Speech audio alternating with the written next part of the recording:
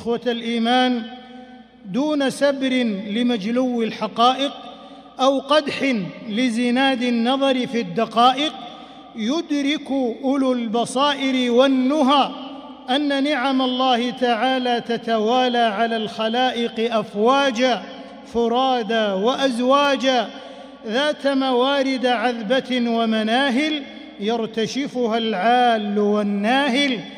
ألم تروا أن الله سخر لكم ما في السماوات وما في الأرض وأسبغ عليكم نعمه ظاهرة وباطنة؟ ولكن قد أهدر أقوام هاتيك النعم الوسيعة وخالفوا أمر الشريعة وامتطوا لزوال الخيرات أسرع ذريعة. نسأل الله أن يوزعنا شكر نعمه.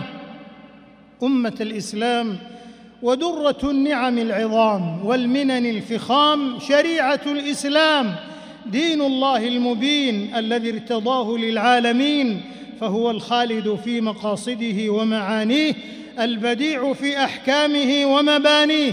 قال الإمام الحافظ ابن قيم الجوزية رحمه الله: أعظم النعم الإقبال على الله والتعبد له والانقطاع إليه، ولا نعمة أعظم من هذه النعمة.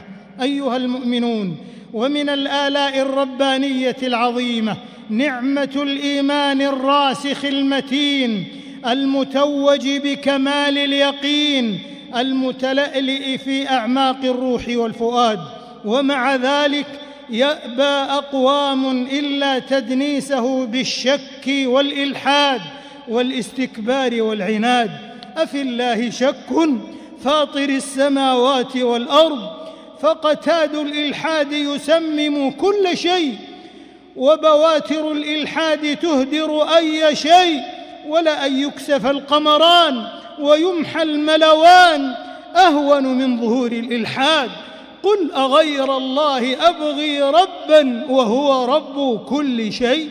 وما أحوج العالم اليوم إلى أنوار الإيمان التي تصله بخالقه فيحيا حياة الأمن والسلام والتراحم والوئام.